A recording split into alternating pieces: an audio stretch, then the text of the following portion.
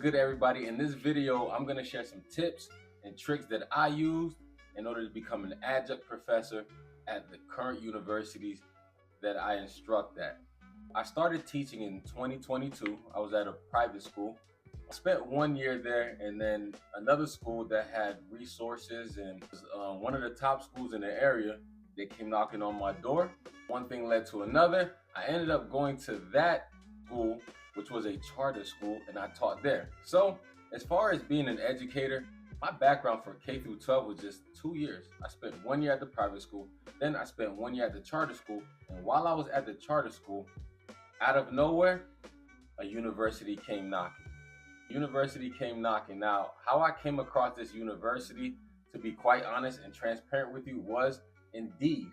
At the time when I was teaching at the charter school K through 12, I kind of felt like I was doing a great job there, but I was destined to teach at a higher level. This is just how I felt.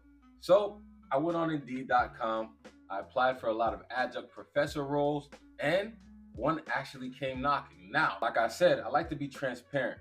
The university that came knocking was a nationally accredited university. Now, it's very important for y'all to pay attention to this. You have universities and colleges that are regionally accredited and that are nationally accredited. Now, nationally accredited universities are schools that are like vocational, career, and technical universities. They're technical institutions. The regionally accredited institutions are like the more traditional colleges. You got your FSU, your FIU. These are all regionally accredited. One may think national accreditation is higher than regional accreditation. That is not the case. If you are regionally accredited, you fall under the traditional educational institution and higher academia, right? Just because the word has national in it, it does not mean that it's better than the regional accreditation. Now that I got that squared away, the university that came calling was a nationally accredited university. For nationally accredited universities, whatever I got a degree in, any course that kind of aligned or was adjacent to the degree I received, that's the class that they would have me teach. To be quite frank, I've been in school for about 12 years. So honestly, I don't think there's anything in regard to an English Composition 101 course that I wouldn't be able to teach. I've been there, I've done that. So when you find yourself teaching at a nationally accredited university, sometimes you'll be teaching courses that you kind of don't have degrees in, but the caveat to that is on your transcripts, they probably seen courses that you took before, maybe during your undergrad or in grad school, and they'll assign you the course. Like I said, I don't know if this is all nationally accredited universities. It varies by each college, but I have a bachelor's degree in history and I have a master's degree in Latin American and Caribbean studies. Now, for my first class that I taught at this university, it was world geography.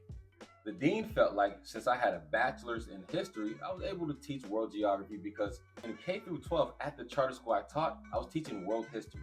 So they said, you know what? You taught world history, you have a bachelor's in history, and you got a master's in Latin American and Caribbean studies. We'll give you world geography.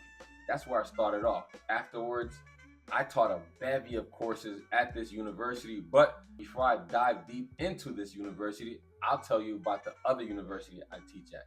Private university located within Miami, and that's all I'll say on that. This is the second university I teach at. Now, how I was able to land an adjunct professor role at that university was because they started up a new department, a history department within this university, and it was the first year that they started this department.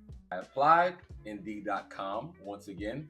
Probably would do very well if I was a sponsor for Indeed because I've landed some really good jobs on Indeed. So that's how I landed my private university job at Indeed.com. I applied, they got back to me, and at this specific university, they're not national accreditation, so they kind of have to follow the guidelines when they were giving me classes to teach. Now, I have a bachelor's in history, so at this private university, they assigned me a U.S. history course, and that's what I teach to this current day. Now, the reason why I'm making this video is because for anybody who is in grad school, these are some of the things that you have to take in consideration when trying to become an adjunct professor while maneuvering through a grad school program, whether it's your master's or your PhD.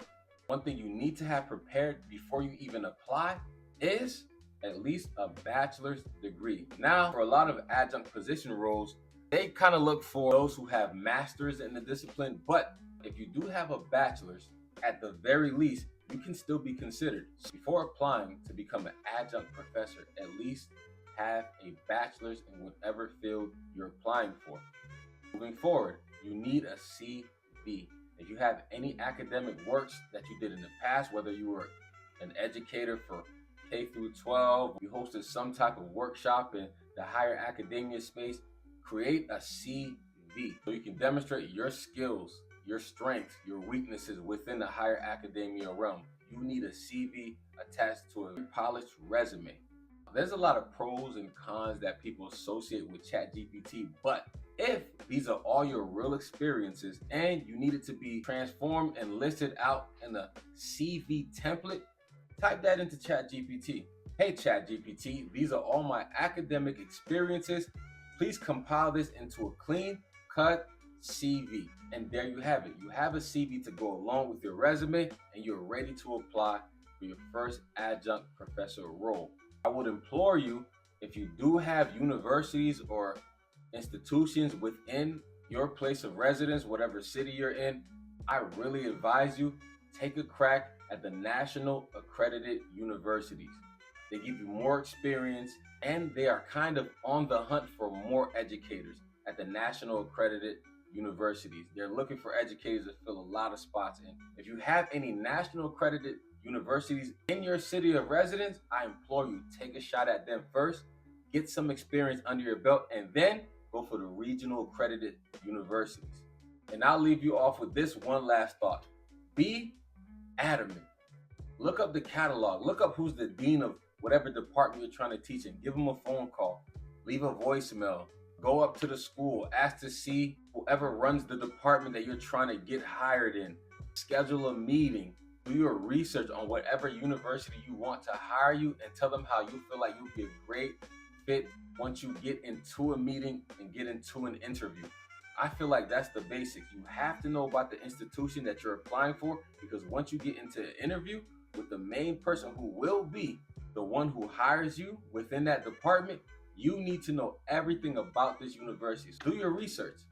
I feel like this is the best job you can have in grad school because I have 5 p.m. to 7:45 p.m. classes. And with being an adjunct professor, I work 2 days out of the week and my classes do not go past 3 p.m. On Mondays and Wednesdays, I go to my first university. I teach there in the morning. I leave from there, go to my second university. I teach 2 classes there. Then by 3 p.m., I'm on my way home or on my way to campus for my 5 p.m. to 7:45 p.m. course. So if you're in grad school, you're trying to maneuver, navigate properly, and you need to work while you're in grad school, I highly recommend becoming an adjunct professor.